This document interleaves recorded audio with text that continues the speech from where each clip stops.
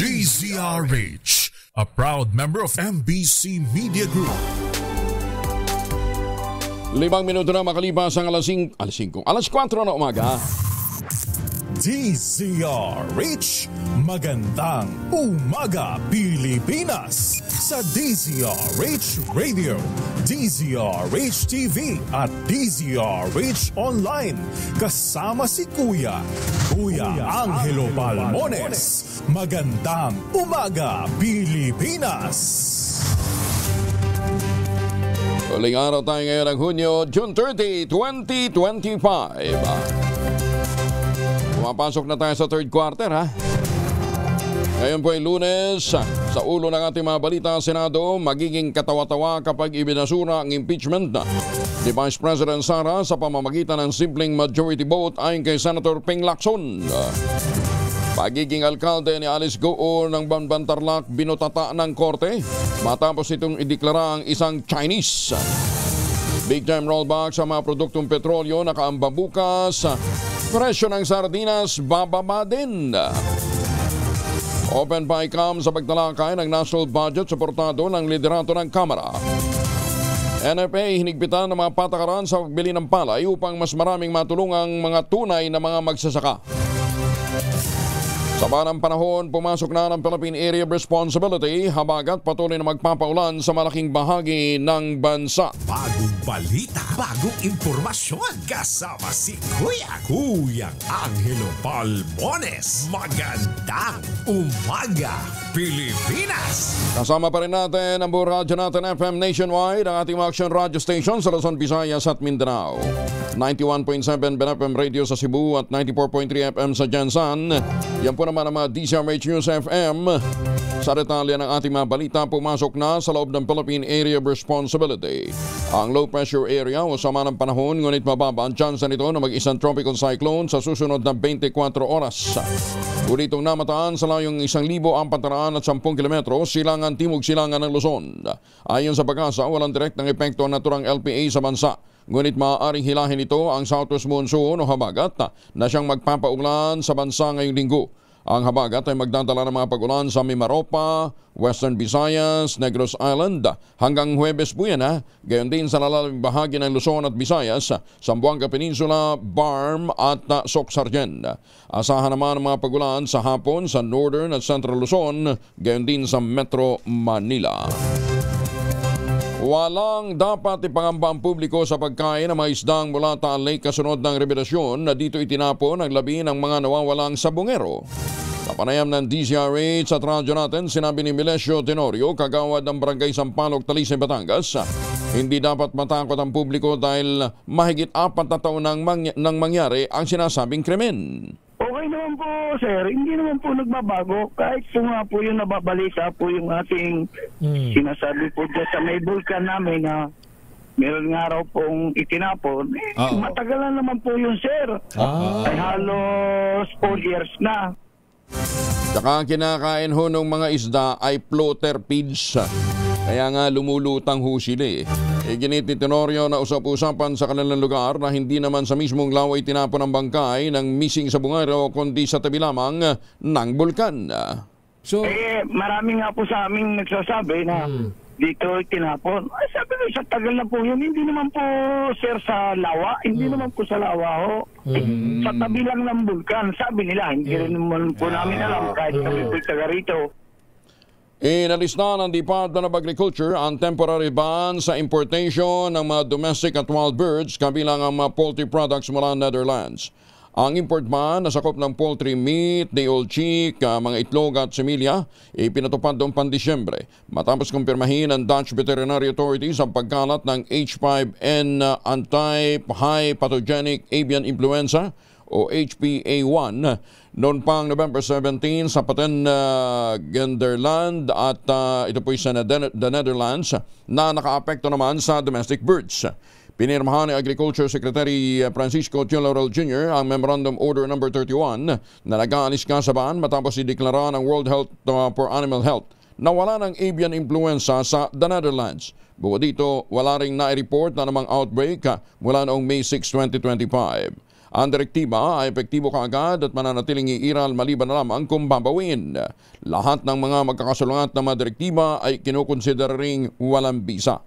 Inatasan naman ng Pangulong Bongbong Marcos ang DA na pag-iba-ibahin na ang pagkukunan ng karne at protina upang mapangalagaan ang seguridad sa pagkain. Sa harap na rin ang mataas na pandaigdigan at lokal na banta sa kalusugan ng mga hayop. Naglabas ang National Food Authority ng mas maigpit na panuntunan sa pagbili ng unhusked rice o palay para maging mas transparent ang proseso at matiyak na ang mga maliliit na mga magsasaka ang makikinabang at hindi ang mga trader o ang mga mangangalakal. Ayon kay Agriculture Secretary Francisco Chu Laurel, ang hakbang ay kasunod ng direktiba ng Pangulong Bongbong Marcos Jr. na tiyaking patas ang presyo para sa ani ng mga magsasaka at palakihin din ang kanilang kita. Sa ilalim ng bagong alituntunin, tanging mga verified farmer lamang ang maaaring magbenta ng palay sa NFA. Dapat silang nakalista sa Official Farmers Registry ng pamahalaan o nagpakita ng certificate mula sa LGU. Sinabi ni Laurel na ang bawat sangay ng NFA ay kailangan magsumite ng buwanang listahan ng mga nagbebenta ng palay at kung magkano. Ang mga listahang ito ipapaskil din sa bulletin board ng bawat branch.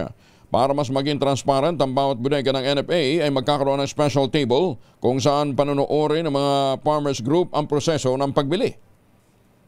Samantala, plano naman ng NFA na limitahan sa 100 sako ng palay ang bibilhan nito mula sa bawat magsasaka tuwing panahon ng anihan.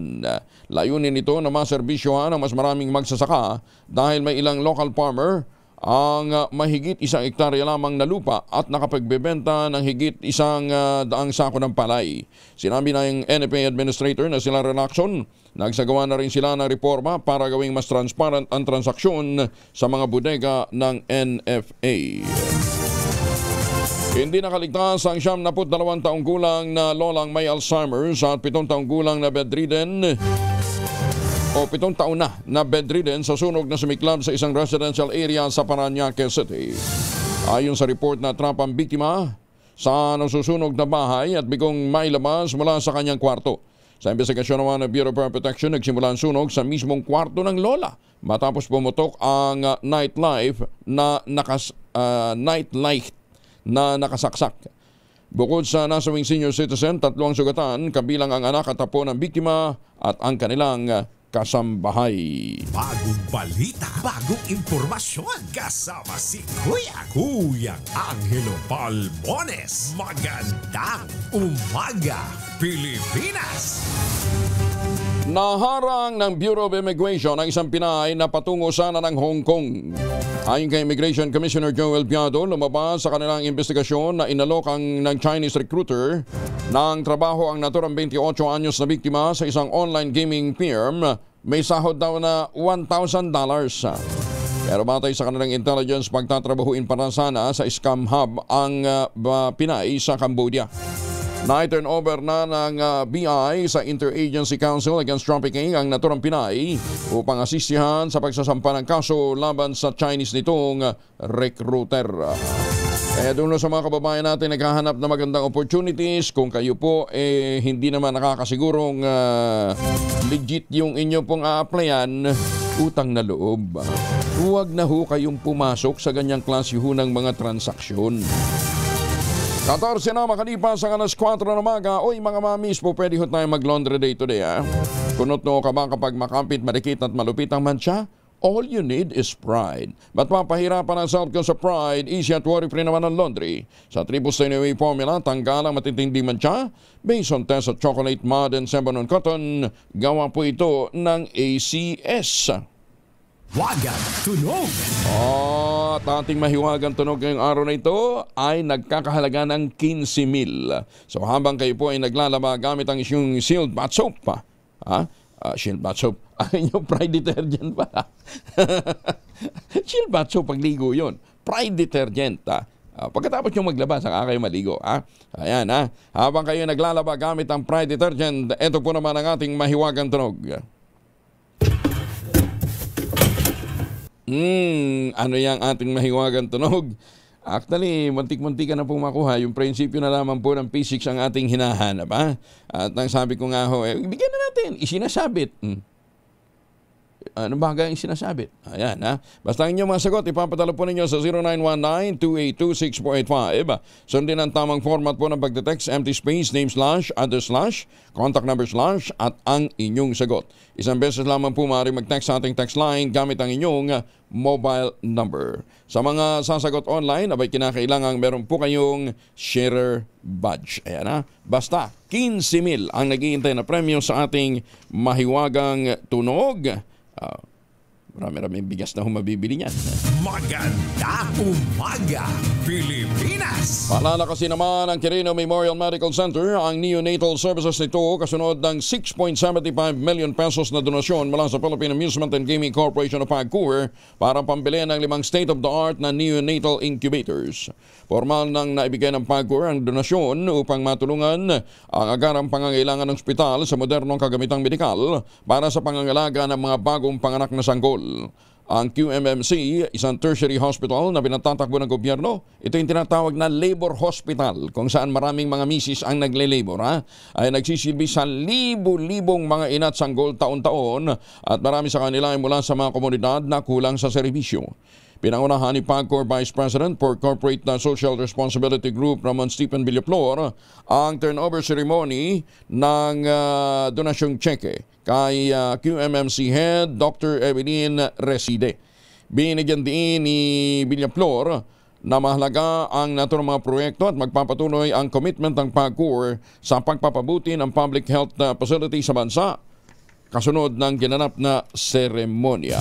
Magandang umaga, Pilipinas! Timbog ang isang Pilipino at Chinese national sa ikinasangbay bus operation sa Plaridel, Bulacan. Nasabat mula sa mga suspect ang mahigit 100 kilo ng hinihinalang shabot cocaine nagkakahalaga ng tinatayang 700 million pesos. Iniimbestigan din ng pulisya kung may kaugnayan ito sa floating shabu na na-recover naman sa katubigan ng Zambales at Ilocos. Ang mga suspect ay naharap sa kasong paglamag sa Comprehensive Dangerous Drugs Act of 2002. Wala na talagang kinatatakutan itong mga nahiyupak na ito. Aabot naman sa 3,000 o 3 kilo ng shabu na nagkakahalaga ng 20.4 million pesos ang nasabat ng mga pulis sa isa nagawang drug bypass operation sa Zamboanga City. Arestado sa naturang operasyon sa General Vicente Alvarez Street ang suspect na si Nelson Hibo Lamon. Nagugat ang operasyon matapos si Lamon ng isang informant kaugnay ng kanyang pagkakasangkot sa malakihang bentahan ng shabu sa syudad. Nahaharap si Lamon sa kasong paglamag sa Comprehensive Dangerous Drugs Act of 2002. Itahon ninyo, kilo-kilo ang bentahan, ha? Matapos maabsuelto sa kaso ng Atimonan Rabaut, may bago ng pwesto ngayon si Police Colonel Hansel Marantan. Ito'y makarangit talaga siya ni PNP Chief General Nicolas Torre III bilang pinuno ng PNP Peace Process and Development Center o PPDC na isa pong star rank post. Aba, si Marantan ay kasapi ng PNPA kabalikang class of 1998. Bago na italagang hepe ng PPDC, pinamunuan din niya ang CIDG-NCR at naging hepe din ng Police sa Davao City Police Office. Nanindigan naman ang dalawang leader ng Kamara de Representantes na tama ang inilabas na kautusan ng Pangulong Bongbong Marcos na paigtingin ang presensya ng mga pulis sa mga komunidad. Ginanawa ni na House Majority Leader at Manila 1st District Representative Ernix Dionisio at Lanao del Sur Representative C. Alonso Jong ang chair ng House Committee on Nahandik Committee on Marawi Rehabilitation and Victims Compensation ang pagsuporta matapos sabihin ni Vice President Sara Duterte na luma na at hindi na epektibo ang naturang polisiya. Sinabi pa ng dalawang kongresista walang katotohanan na alegasyon na pinababayaan ng pamahalaan ang modernization ng Philippine National Police. Nakamakailan lamang ay binisita naman ang Campo Crame at personal na nasaksihan ang paggamit ng mga bagong teknolohiya at operasyon ng pagpapatrolya ng mga pulis. Sinabi ni Adjong na nakausap din niya si General Torre at pinakita sa kanila ang quick response efforts ng pambansang kapulisyan at meron ding command center sa Campo Crame na nagmamonitor mula Luzon hanggang Mindanao. So mangayon din si Adjong at iginiit na ang pangunahing layunin ng pulisya ay hindi lamang tumugon kundi pigilan ang krimen bago pa lamang ito mangyayari. Top 1 city level most wanted person naman ang San Carlos City, Pangasinan, arestado ng PNP. Detalye na balita mula kay Freddy Pajardo, Aris 38. Masantos siya kabasan, i-check-in sa ating mga kababayan dyan sa Pangasinan, Freddy. Masantos siya kabusan, Kuyang Angel. Matagumpay ang pagka-aresto ng San Carlos City Police Station sa isang top 1 most wanted person city level. Sa ulat ni San Carlos City OIC Chief of Police Lieutenant Colonel Eliasar Edulmo, ginap na alas 8:30 ng gabi nang masakote ang suspect sa Barangay Rizal sa syudad na isang 52 anyos na magsasaka may asawa at residente ng nasabing barangay. Ang pagkadakip sa suspect ay sabi siya ng warrant of arrest na pinalabas ng Family Court, First Judicial Region, San Carlos City, Pangasinan sa kasong rape by sexual assault, alinsunod sa Article 266-A, Paragraph 2 ng Revised Penal Code, kaugnay ng Section 5B ng Republic Act 2016 Special Protection of Child Against Abuse, Exploitation and Discrimination Act na may piyansang 200,000 pesos para sa kanyang pansamantalang kalayaan. Sa ngayon ay bigo pang makapaglagak ng nasabing piyansang suspect kaya nananatili ito sa kustodiya ng police station at pag naglabas ng commitment order ang hukuman ay ililipat na siya sa BGNP. Ito si Freddy Pajardo, Aris 38, taguulat para sa DCRH, una sa Pilipinas. Una sa Pilipinas. Salamat, Freddy. Maganda umaga, Pilipinas. Naimbag na bigat ka na kayo amin sa ating mga kababayan dyan sa Norte. Ohayo gozaimasu sa mga suki natin dyan po sa Japan. Okay mga misis, ay may araw ba si Mr. pag-uwi galing ng trabaho? Abay dalian sa germs sa katawan nila para labanan ang may araw at may pawis, gumamit ang Shield Bath Soap regularly. Unbeatable ang Shield sa paglaban sa germs versus another brand. May shea butter, pampalambot ng kuti sa presyong abot kaya 12.50 SRP. Kaya naman, recommended ito ng Philippine Nurses Association. Kaya mga misis ay challenge you, subukan ng Shield Bath Soap. Galit sa sakit, may malasakit, sulit na sulit. 23 makalipas ang alas 4, formal ng manunungkulan ngayong araw ang mga bagong halal na opisyal. Sa tala ng COMELEC, mahigit sa 18,000 posisyon ang uupuan ng mga nagwaging kandidato mula pagkasenador hanggang municipal councilor. Sa local positions, nasa 83 ang mga gobernador at mga vice-gobernador, 800 naman ang sangguniang panlalawigan members, 1,600 naman ang mga alkalde at mga vice-alkalde, samantalang nasa mahigit 13,000 naman ang mga city at municipal councilors. Manunumpa na ngayong araw ang mga nanalong opisyal ng San Juan City dito sa Metro Manila. Ang oath-taking ceremony ay gaganapin sa Phil Oil Center sa naturang lungsod. Ito'y sisimulan sa pamamagitan ng Thanksgiving Mass mamayang alas 9 ng umaga bago ang opisyal na seremonya. Pangungunahan ni Chief Justice Alexander Gesmundo, ang punong maestrado ng Korte Suprema, ang panunumpa ni na Mayor Francis Zamora at Representative Bel Zamora.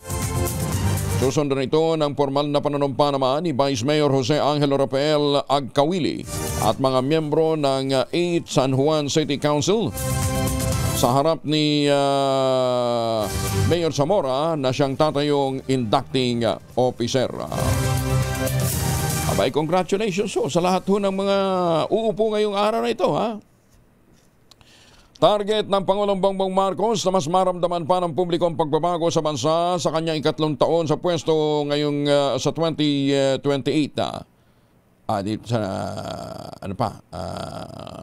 Ika-6. Yun. Nais ang Pangulo na makita ang positibong pagbabago partikular na sa pamumuhay ng bawat pamilyang Pilipino sa ilalim ng kanyang administrasyon. Ginit ng Pangulong BBM, pinakamasaklapan niya na pwedeng mangyari ay umalis siya sa pwesto ng kanyang pinagsilbihan ang walang pinagbago o progreso. Ilan sa mga nararamdamang ligasiya na ng Pangulo ay ang kanyang Build Better More projects, planong EDSA rehabilitation, pagtutulak ng digital governance at ang 20 pesos per kilong bigas program. Maganda umaga, Pilipinas. Biyanan, patay ng pagtatagay ng kanyang manugang habang natutulog sa Dingle, Iloilo. Detalye na balita mula kay Jocelyn Maque mula sa Action Radio Iloilo. May nga aga sa mga kuturan dala sa Negros. Jocelyn? Patay ang 65 taong gulang na biyanan ng pagtatagain ng kanyang manugang na lalaki habang natutulog sa kwarto sa bayan ng Dingle, Iloilo kahapon. Ayon kay Police Lieutenant Sayville Lemuco, Deputy Chief of Police ng Dingle Municipal Police Station, lasing ang suspect nang pumasok sa bahay ng biktima at bigla nalang pinagtatataga ang kanyang biyanan. Kasama ng biktima sa kanyang bahay ang kanyang apo na siyang humingi ng tulong. Isinugod pa sa ospital ang biktima pero idineklarang dead on arrival dahil sa mga sugat sa kamay at paa. Sa investigasyon ng pulis, matagal na away ng magbiyanan at problema sa pamilya ang motibo sa krimen. Tumakas ang suspect pero naaresto sa hot pursuit operation ng Dingle Police. Mula sa Action Radio Iloilo, ito si Jocelyn Maque para sa DZRH, una sa Pilipinas, una sa Pilipino. Damo nga salamat, Jocelyn. Samantala, kung kayo po may mga lakad ngayong araw na ito, huwag kalimutan ding magbaon ng proteksyon laban sa mikrobyo. May dalawang formulation ng family alcohol na pwede nating pagpilian. Yung family 70% isopropyl alcohol, especially prepared for clinics, hospital, pharmacies, laboratories, pero okay din po yan sa mga households at sa ating mga emergency kit. Very effective po yan sa disinfection at sterilization. Ganyan ang bagsik ng family, 70% isopropyl alcohol. Maghapon man natin gamitin, no problem. Hindi po manunuyo ang ating mga kamay dahil meron po itong moisturizer. Yun naman mabagong family rubbing compound improved alcohol. Ayan po yung mabagong isopropyl alcohol na ginagamit po ng mga masahista, mga barbero, mga doktor, mga nurse, mga kumadrona for sponge bathing and other cleansing purposes. Family rubbing alcohol parang DZRH, buk na sa mahabang panahon. Mabibili sa namang butik at convenience stores nationwide. Family rubbing alcohol, hindi lang pampamilya, pang sports pa. 27 na makalipas ang alas 4 ng umaga. Ma'am Evan lang dyan po sa Las Vegas, Nevada. Kumusta na po kayo? Ingat. Kinumpirma ng common law wife ng dating Pangulong Rodrigo Duterte na si Hanelet Abenseña. Ibinibenta na nila ang kanilang bahay sa Davao City. Ayon kay Hanelet, nagdesisyon siyang ibenta na ang tahanan ng dating Pangulo dahil wala rin anyang nakatira dito. Sinabi ni Abenseña, siya lang ang nagpupunta sa naturang bahay at hindi rin siya regular na naninirahan doon. Masakit anya kasi sa dibdib na tuwing pumapasok siya doon ay tanging 4 na kasambahay lamang ang naroroon at wala ng amo. Hindi rin anya siya nakakatulog doon ng maayos dahil sa mga CCTV na inilagay sa paligid ng bahay, kabilang na ang kanilang silid na tinutulugan upang matiyak na monitor ito ng 24 oras at hindi natataniman ng kung ano-ano man. Magandang umaga, Pilipinas! 6 na sangguniang panlalawigan members sa Northern Samar nagtapos na ang kanilang termino. Ginawaran ng pagkilala ng provincial government. Detalye ng balita mula kay Jane Galit Bantayan, RH34. Jane, may buntag? At bilang pagpapahalaga naman sa kanilang serbisyo at dedikasyon ay binigyan ng provincial government ng Northeast Samar ng parangal ang 6 na mga dating miyembro ng sangguniang panlalawigan sa Northeast Samar sa pagtatapos ng kanilang serbisyo. Ibinigay ng provincial government ang pagkilala na sa kanilang huling sesyon ng sangguniang panlalawigan bago ang pagsisimula ng new term ngayong araw, June 30. 5 sa mga board members ay hindi na tumakbo sa nasabing posisyon at isa ang hindi pinalad. Ang nasabing mga board members ay si Marites Guilliamac, board member Liza Isedara, board member Gilbert Lyon, board member Alberto Cero, board member Quintin Saludaga at board member Tantan Uy. Kinilala ng provincial government na kanilang outstanding performance sa Northeast Samar sangguniang panlalawigan at ang award ay binigay mismo ng DILG at ng Provincial Board Members League of the Philippines. Mula sa Action Radio Katarman, RH34 Jane Galit Bantayan ng DZRH, una sa Pilipinas, una sa Pilipinas. Daghang salamat, Jane. Ipinawalang bisa ng korte ang pagiging alkalde ni Alice Guo sa Bamban, Tarlac. Kasunod dito ng inilabas na desisyon ni Judge Liuliwa Hidalgo ng Manila Regional Trial Court Branch 34 noong June 27, 2025. Sa 67 pahinang desisyon, pinabura ng korte ang co-warrant of petition ng Office of the Solicitor General laban kay Guo dahil walang kaduda-duda. Ito'y isang Chinese at parehong Chinese ang kanyang mga magulang kaya siya ay isang Chinese national. Ibig sabihin walang bisa ang kanyang pagkaalkalde mula nang maupo sa pwesto sa Bamban. Napatunayan ito matapos ihambing at magtugma ang fingerprints ng Chinese citizen na si Guo Waping at Alice Guo na ibig sabihin ay isang tao lamang sila. Binigyan din pa ng korte na ang Philippine passport ni Guo at ang kanyang birth certificate ay hindi sapat na ebidensya upang patunayan ang kanyang pagka-Pilipino. Ang desisyon ng korte ay nagpahayag din na hindi lamang siya diskwalipikado para sa mga posisyon bilang mayor at iba pang mga pwesto sa gobyerno, kundi hindi na rin siya maaaring tumakbo sa kahit anumang posisyon sa Pilipinas.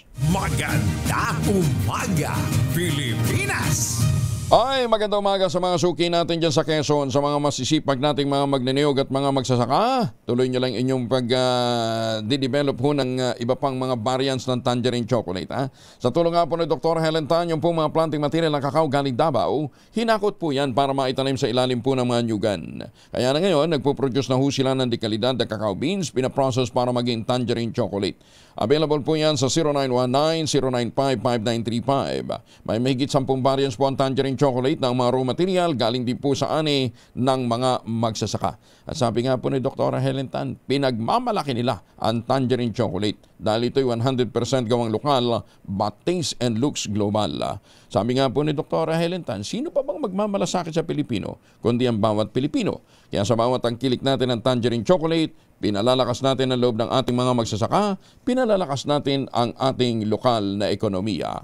Tangerine chocolate, 100% gawang atin. Maganda umaga, Pilipinas! Magkapatid na 17 at 19 years old, nasawi sa pagtulong sa na-stranded na tricycle sa malakas na aagos ng tubig sa Zambales. Detalye ng balita mula kay Danny Kumilang, RH37. Danny, good morning. Dahil sa pagtulong, trahedyan sinapit na magkapatid na sina Brian Ibuen, 19 at Kenneth Ibuen, 17 matapos silang tangayin ng malakas na agos ng tubig habang tumutulong sa isang na-stranded na tricycle sa dam ng Tubo-Tubo South sa Santa Cruz, Zambales. Ayon sa kanilang kapatid na si Javi, nagpunta lamang sila sa lugar upang mag-video nang makita nilang hirap sa gitna ng rumaragasang tubig ang isang tricycle. Hindi nagdalawang isip, agad na tumulong si Kenneth na itulak ito at sinundan siya ni Brian nang makita itong naipit sa gitna ng malakas na agos. Hindi na nakaligtas ang dalawa. Natagpuan ang bangkay ni Brian kinagabihan habang si Kenneth 8:30 na kinabukasan ng umaga natagpuan. Labis naman ang pagdadalamhati ng pamilyang Ibuen at ng buong komunidad. Ngunit saludo ang marami sa kabayanihang ipinamalas na magkapatid. Nananawagan ang lokal na pamahalaan para sa mas mahigpit na babala at seguridad sa mga delikadong lugar upang maiwasan ang kahalintulad na insidente. Danny Kumilang, RH37, DCRH, una sa Pilipinas, una sa Pilipino. Maraming salamat, Danny. Maya paaba kakayungan sa ating mga kababayan dyan po naman sa Pampanga. Saludo din ho tayo doon sa magkapatid na yon sa kanilang hangaring makatulong. Yun nga lang, may trahedyang dumating. Ay, sus mio. Ito naman, magkapatid. Inambush sa National Highway sa barangay Datoodin, sa barangay Bito, Datoodin, Sensuat, Maguindanao del Norte. Detalye na balita mula kay June Di Makutak, RH19. Assalamualaikum, Brother June. Alaikum assalam, Kuyang Angel. Dead on the spot ang dalawang magkapatid habang sakay ng kulay itim na kotse na may plakang XSX224 ng tambangan ng mga armado habang dumadaan sa National Highway sa bahagi ng Barangay Bito, Datoodin, Sensuat, Maguindanao del Norte. Sa impormasyon mula sa Datoodin Police Office, ang mga biktima ay kinilalang sina Tani Ondong Malang, 42 years old, lalaki residente ng Barangay Biniruan, Cotabato City, at Tahir Lidasan Nanalong, 42 years old, lalaki may asawa at residente naman ng Malagapas, Cotabato City. Nabatid mula sa DOS PNP, ang magkapatid ay kapwa reservist ng Philippine Army sa Pisihil, Cotabato City. Makikita ang tinadtad ng balang unahang bahagi ng sasakyan kung saan nakaupo ang dalawang biktima at wala ng buhay ang mga ito ng datnan ng mga barangay officials at ng PNP. Ang pinangyarihan na hindi kalayuan sa isang checkpoint, subalit nagawang makatakas sa mga suspect sa hindi malamang direksyon.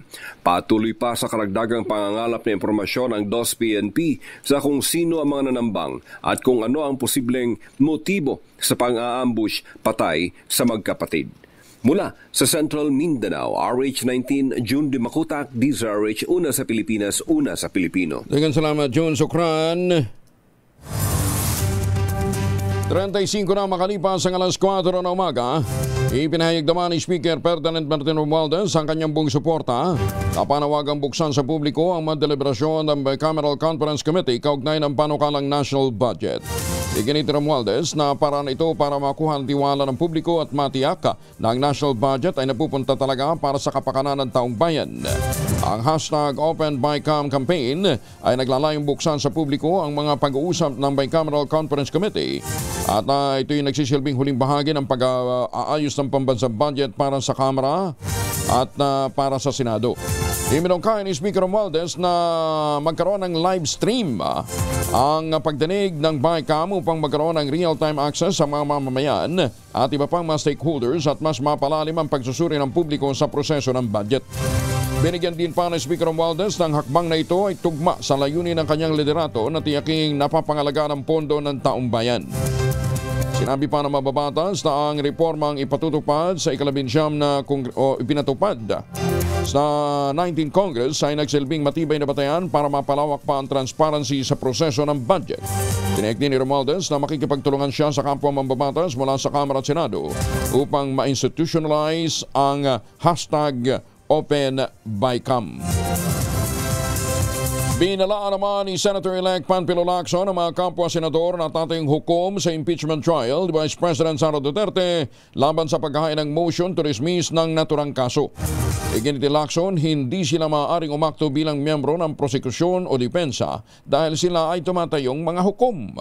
Sinabi pa nito na magmumukha lamang silang katawa-tawa kung gagawin ito kaya't mas mainam na tuparin ang kanilang mandato na inaatas ng saligang batas at dinggin ang kaso hatulan ng nasasakdal ng conviction o acquittal.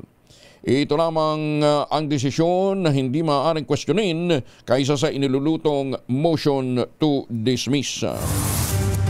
Hindi maaaring ibasura ng Senado ang impeachment complaint laban kay Vice President Sara Duterte sa pamamagitan lamang ng majority vote. Ayon kay Chel Jokno, walang nakasaad sa konstitusyon na maaaring maghain ng mosyon ang senator judges o magbotohan para i-dismiss ang isang impeachment case. Iginit ni Jokno, ang tanging sinumpang tungkulin ng mga senador bilang hukom, dinggin ang mga ebidensya at gawin lamang ang pag-uusga oras na madinig na ang mga ito. Kinatigan naman ito ni Senator Lacson at sinabi nga ang naturang mosyon ay dapat manggaling sa defense team at hindi sa sinumang senator judge na siya ring naglilitis ng kaso. Itinanggi ng House Prosecution Panel ang pahayag ni Vice President Sara Duterte na ang inihahing impeachment complaint laban sa kanya ay dahil lamang sa politika. Ayon sa tagapagsalita ng House Panel na si Attorney Antonio Audi Bucoy, hindi ito uri ng pamumulitika. Sinabi ni Bucoy na ang kasong isinampa laban kay BP Inday ay resulta ng formal na investigasyon at suportado ng beripikadong mga natuklasan at matitibay na dokumento, malayo sa uri ng walang basehang politikal na atake na inililarawan ng Vice Presidente. Ang impeachment complaint na inendorso ng 215 members ng House of Representatives, malayo sa kinakailangang 1/3 lamang, ay inaakusahan ni Vice President Duterte na paggawa o nag-aakusa kay Vice President Duterte na paggawa ng graft and corruption, paglabag sa mga batas na may kinalaman sa bribery, betrayal of public trust at iba pang mabibigat na krimen. Binatikos din ng House Prosecution Panel ang inihayag na answer ad quatelam ni Vice President Sara Duterte sa Senate Impeachment Court at tinawag itong scrap paper na puno ng kasinungalingan, maling pananaw at malawakang pagtanggi na ayon sa batas ay tinuturing na pag-amin. Sinabi ng tagapagsalita ng House Panel na si Attorney Antonio Audi Bucoy, hindi tumutugon ang depensa ng Vice President sa mga alegasyon na nakasaad sa impeachment complaint na nagsasakdal sa kanya ng graft and corruption, bribery, betrayal of public trust at iba pang matataas na krimen. Ayon kay Bucoy, yun ang scrap paper na tumutukoy sa sagot ni BP Inday na answer ad quatelam. Itunuturing niya ang articles of impeachment na scrap paper, pero ang talagang scrap paper ay ang kanyang sagot. Iginit ni Bucoy na bigong sagutin ni BP Inday ng direkta ang mga paratang at sa halip ay umaasa lamang ito sa malabong pagtanggi na walang paliwanag na may o magbibigay tuwid sa mga alegasyon. Nanindigan ng dalawang lider ng Kamara de Representantes na nasa maayos at matatag na kalagayan ng bansa sa ilalim ng pamumuno ng Pangulong Bongbong Marcos, taliwas sa pahayag ni BP Inday na mistunang gumuhuna ang estado ng Pilipinas. Ayon kina House Assistant Majority Leader Ernest Dionisio at Lanao del Sur Representative si Alonto Jong, dapat ay naging makatarungan at objective si BP Inday sa kanyang mga kritisismo kahit pataliwas ang kanyang pananaw sa administrasyon. Ibinagtanggol ng dalawang mababatas ang ginawang provincial basis ng Pangulo.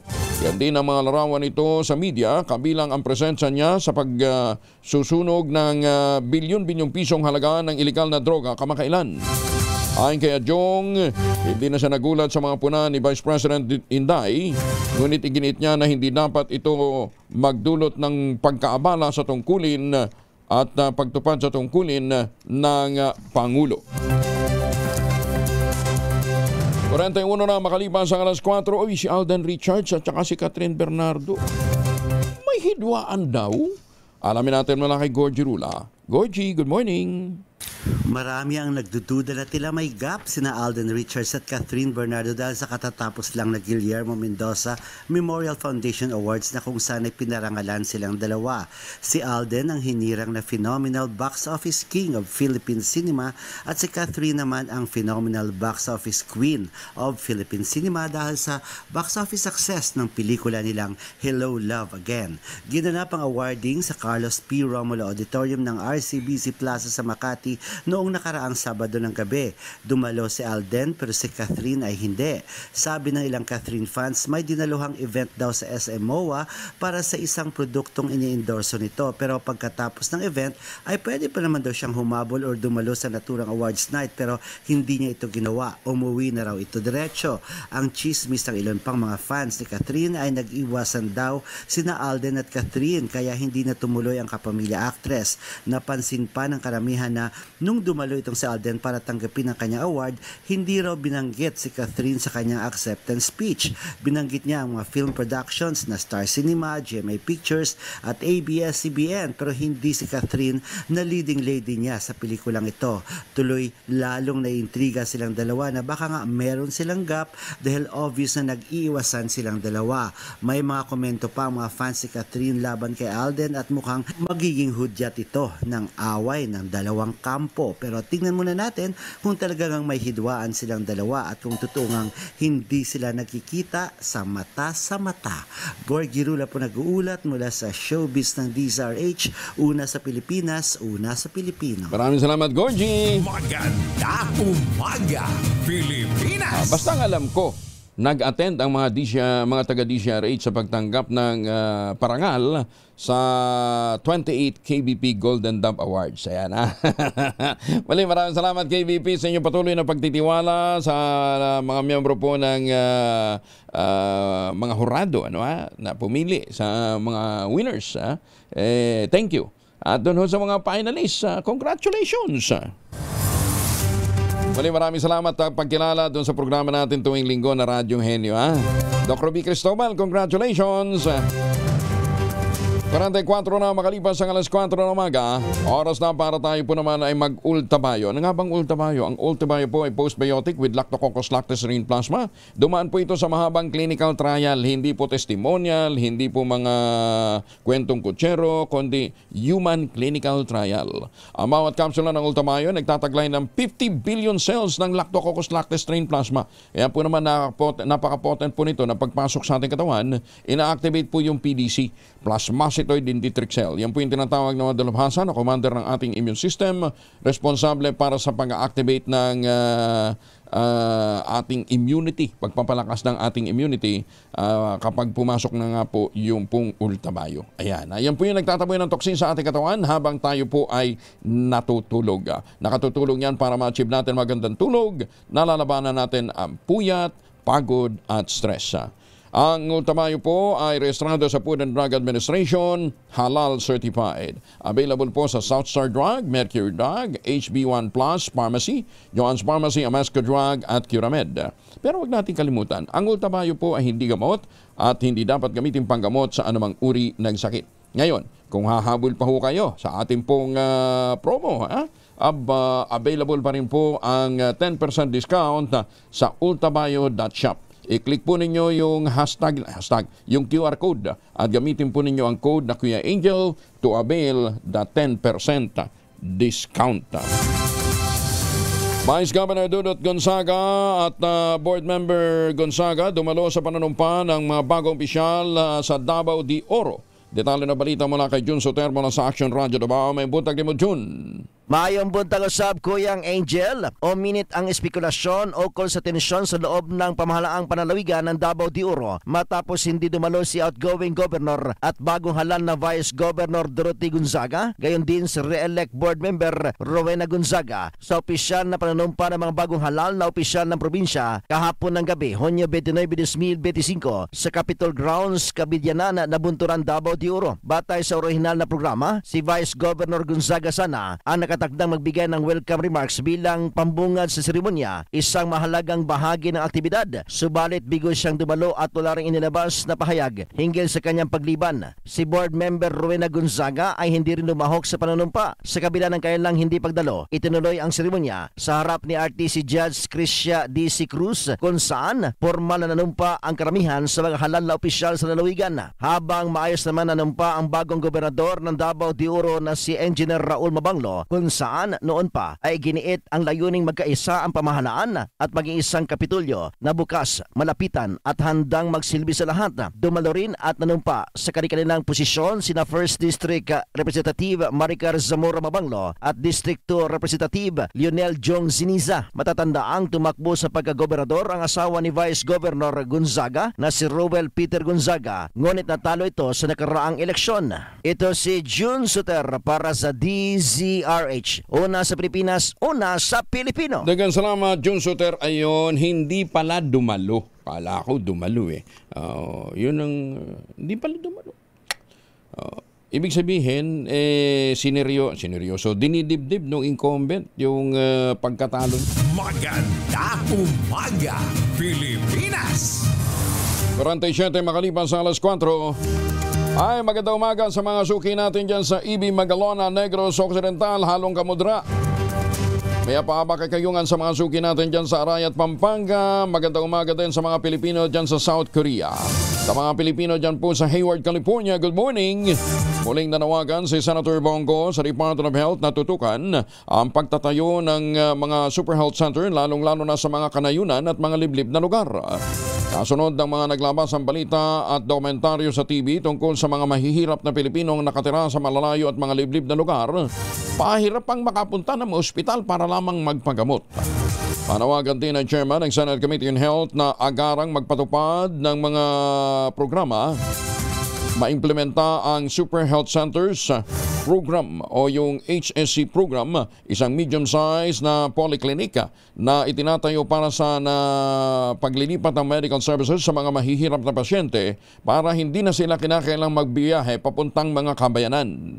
Meron ng nakalaang pondo para sa 700 na mga super health centers para itayo sa iba't ibang bahagi ng bansa na inaasahang matatapos sa takdang oras. Isa si Senator Bongo sa nagsulong ng programang ito, maliban pa sa health initiative na sinimula ng senador, yung mga malasakit center. Ayon kay Senator Bongo, hindi dapat mahirapan ang mahihirap na pasyente dahil pero naman ang taong bayan ang pondong ginagamit ng pamahalaan. Isang senior citizen at nalagita patay matapos magsalpukan ng pick-up na sasakyan sa Baybay, Leyte. Detalye ng balita mula kay Jimmy Angay-Angay, Aris 32, maupay nga aga, Jimmy. Isang senior citizen na babae at isang dalagita patay matapos salpukan ng isang pick-up na sasakyan sa syudad ng Baybay, Leyte.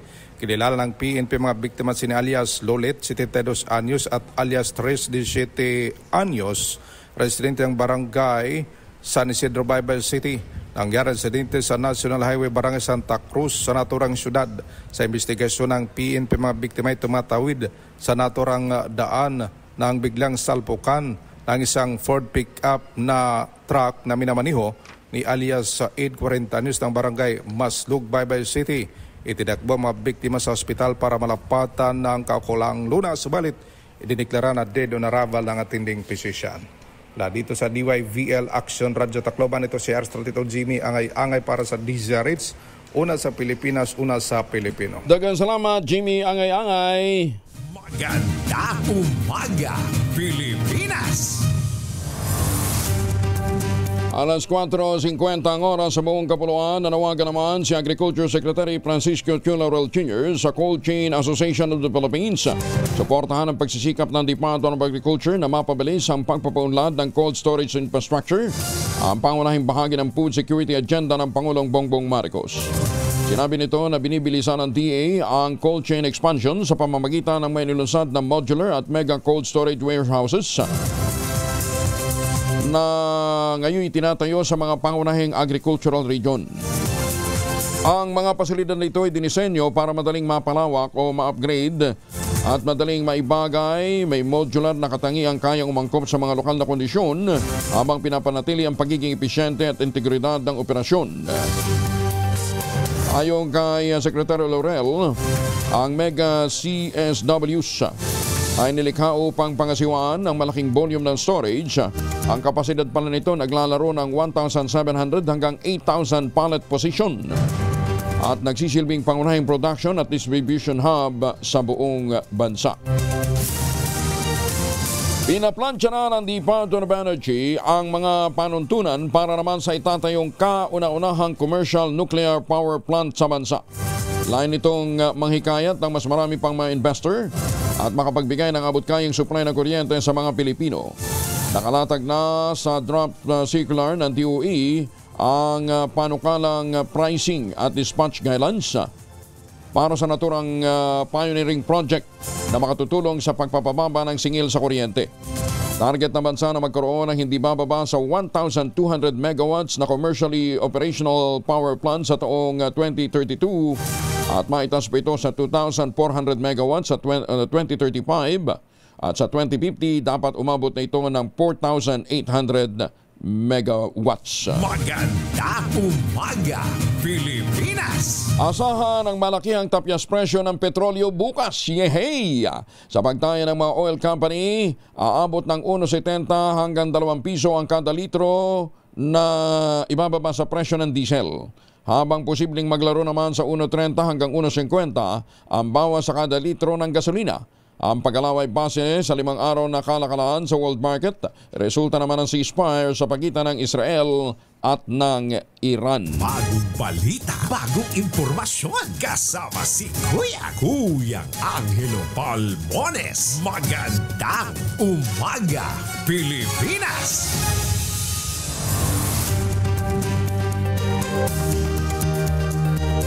Ohayo gozaimasu muli sa mga suki natin dyan sa Japan, sa mga seafarers natin at saka mga OFW dyan po sa Hong Kong, sa Macau, sa Taipei, Thailand at Taiwan at syempre sa mga taga-Thailand. Ingat kayo. Ginit ang mga leader ng Kamara de Representantes na hindi silang dahilan kung bakit naantalang impeachment trial ni Vice President Sara Duterte at sinabing nagampanan na ng mababang kapulungan ng kanilang tungkulin. Ito naman ang pinaliwanag ni Congressman Ernesto Ernex Dionisio ng Maynila. Sinabi ng kongresista, ginagawa na ng House Prosecution ng buong House of Representatives ang lahat ng kanilang duty o obligasyon. Kaya naging very cooperative nga sila sa Senado na ngayon ay tumatayo bilang impeachment court. Ang pahayag ni Dionisio ay tugon sa naunang puna ni Senate President Jesus Cunero na tinawag niyang ang mga tag-uusip ng Kamara na stubborn at binanggit na posibleng binabanggit ang posibleng pagbasura ng impeachment court sa reklamo. Sinabi naman ni House Assistant Majority Leader at Lanao del Sur Representative si Alonto Jong, malinaw ang pinakitang respeto ng Kamara sa pamumuno ng Senado sa kabuuan ng proseso. Senado, ipinahiya ang sarili kapag agad na dinismiss ang impeachment complaint laban kay BP Inday Sara. Yan po ang detalye na balita mula kay Raymond Dudpa sa RS28. Raymond, good morning. Malalagay sa kahihiyan ang Senado bilang impeachment court kung agad nitong i-dismiss ang impeachment complaint laban kay Vice President Sara Duterte na hindi man lang dumaan sa paglilitis o trial. Ito ang paniniwala ni Senator Panfilo Ping Lacson na magsisimula muli ang panibagong termino sa araw na ito. Ayon kay Lacson, nakahihiya kung iakyat ito sa Korte Suprema at baligtarin ang desisyon ng Senado. Paniwala ng nagbabalik Senador, malinaw ang atas sa kanya ng ating saligang batas na dinggin ang kaso at hatulan ang nasasakdal, convict o acquit. Ito lamang ang desisyon na hindi maaring questionin kaysa sa inilulutang na motion to dismiss. Hinimok nito ang mga kasamahang senador na dapat ay umakto bilang mga judges at hindi bilang miyembro ng prosecution o defense team. Tiyak na binabantayan ng taong bayan ang kanilang ikinikilos at mga pahayag.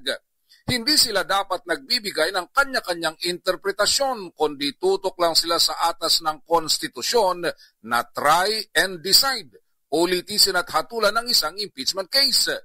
Una nito inilutang ang posibilidad na agad na may magmosyon sa mga senator judge na i-dismiss ang impeachment case ni VP Sara kahit walang trial at agad itong pagbobotohan at ang kailangan lamang ay simple majority vote o 1/2+1. Ito si RH28, Raymond Dadpas para sa DZRH sa Una sa Pilipinas, Una sa Pilipino. Maraming salamat, Raymond. Hiniling naman ng House Prosecution Panel sa Senate Impeachment Court na ituloy na ang paglilitis. Matapos nilang ihain ang opisyal na reply sa tugon ng inihaing answer ad cautelam ni Vice President Sara Duterte na puno umano ng maling impormasyon at walang basihang argumento. Binigyan din ng mga taga-usig na ang severity of the charges leaves no room for technical evasion. At nananawagan sila sa korte na partikular na sa impeachment court i-reject ang mga kahilingang ma-dismiss ng walang trial ang reklamo. Isinamit ang reply noong Biyernes sa Senado na nakaupo bilang impeachment court kung saan hinarap ng impeachment prosecution team ang bawat argumento at tinawag ng kanyang legal na estratehiya bilang malinaw na pagtatangkang i-delay o ibasura lamang ang proseso imbis na sagutin ang mga paratang. Maring pinabulaanan ng dokumento ang paulit-ulit na pahayag ni BP Inday na walang jurisdiksyon ng Senado dahil umano sa kakulangan ng tamang pagpapadala ng articles of impeachment. Itinuroy ng mga taga-usig na si Duterte mismo ang umamin na natanggap niya ang articles at nakapagsumite ng kanyang answer bilang tugon. Idinagdag pa nila na kahit iutos ng Senado na ibalik pansamantala sa Kamara ang articles, hindi nito o hindi nawala ang jurisdiksyon ng Senado. Binigyan din ng mga taga-usig na patuloy pa rin ang kapangyarihan ng Senado gaya ng ipinakita sa pagpapalabas na summons at transmission of articles kay BP Inday Sara. 58 makalipas ang alas 4, nagbabala naman ang Philippine Amusement and Gaming Corporation o PAGCOR laban sa mga illegal na offshore gaming website na nagpapanggap ng mga lisensyado o aprobado ng ahensya. Ayon sa PAGCOR, ginagamit ng mga naturang website ang logo ng ahensya at naglalabas ng peking lisensya upang linlangin ang publiko. Kabilang sa mga site na pinangalanan ng PAGCOR ay ang FSBetCasino514.com, OG777 Online Gaming at saka yung MPO500.com, QQ88.com, MPO2121.com, EagleLive.com, NapoliBet.com, KratosBet Ltd, Postport.com at saka yun daw pong EpsaNebelishi434.com. Isa pang peking website ay yung pong http Cassius2.com and Responsible Gaming na sinasabing nakabase naman sa United Kingdom. Sinabi ng PAGCOR chairman na si Alejandro Tenco, kinakailangan na maging maingat ang publiko. These platforms are not authorized to operate under any PAGCOR issued license. Kaya mabiktima kayo nitong mga walang yan to. Hindi naman, lalaro kayo pagkatapos hindi naman ho nagbabayad kapag kayo nanalo. Kailangan maging mapanuri ang publiko at iking lehitimo ang anumang gaming site bago sila lumahok. Iginit ng PAGCOR na noon pang December 31, 2024, ipinagbawal na ang lahat ng mga Philippine offshore gaming operations at ang mga dating licensee at mga service provider na patuloy nag-ooperate nito ay mga illegal na. Magandang umaga, Pilipinas! Oy, baka kayo naman naghahanap din ng magandang investment opportunity dyan po sa Central Luzon, ha? Tuloy pa rin po yung alok sa atin ng Westchester Realty na pinakamurang ready for occupancy unit with easiest term. Aba 5% lamang down payment, pwede pang gives. Ang tinutukoy natin ay mga proyekto nila dito po sa Sibera Mabalacat, Sibera Bacolor, Samira at Sibera Prestige. Ano ho? Yan po yung mga proyekto ng Westchester Realty dyan po sa Central Luzon. Ayan ha. Aba, napakalapit lamang po nito sa Clark International Airport at Clark Economic Zone. At nasa loob po ng township, RHTB, yung iba't ibang mga amenities ng Sibera Mabalacat, Sibera Bacolor, Samira at Sibera Prestige. Ayan ha. Nasa loob po ng township ang eskwelahan, simbahan, palengke, grocery stores at pati munisipyo. Kaya hindi nyo na kinakailangan lumayo pa kung naghahanap kayo ng transaksyon o meron kayong mahalagang transaksyon. Ang gagawin lamang ho ninyo, makipag-ugnayan sa 0996-501-5555 at 0947-434-5555. Ito pa rin ang pangarap na magkaroon ng sariling bahay sa presyong abot kaya.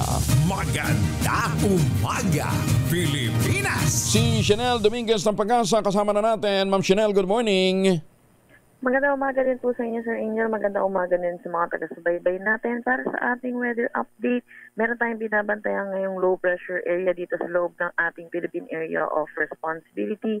Ito'y huling namataan sa layong 1,230 kilometers east ng Central Luzon. Sa ngayon, mababa naman ito yung chance neto na maging isang ganap na bagyo at patuloy po natin itong i-monitor. Pero inaasahan natin yung trough netong low pressure area ay possible magdala ito ng mga ulap na papawiri na may mga karat-karat na pag-ulan dito sa Bicol Region, Eastern Visayas, Aurora at Quezon. Para naman dito sa Metro Manila, Mindanao, Mimaropa, nalalabing bahagi ng Central Luzon, Calabarzon at Visayas, asahan din natin makakaranas tayo ng makulimlim na panahon na may mataas na tsansa na mapag-ulan dulot naman ito ng southwest monsoon. Para sa nalalabing bahagi ng Luzon, magiging maaliwalas naman ang ating panahon, pero asahan din natin magiging mainit at maalintangan lalo na sa tanghali. Hanggang hapon na may mataas na tsansa ng mga localized thunderstorm lalo na sa hapon at sa gabi. Ugaliin po natin i-check ang social media pages ng Pag-asa para sa mga nilalabas po nating thunderstorm advisory. Yan po muna latest dito sa Pag-asa Weather Forecasting Center. Chanel Dominguez po, magandang umaga. Thank you, Ma'am Chanel. At Ma'am Chanel, yung inaasahan nating pag-ulan this week, anong volume ng tubig ang babagsak?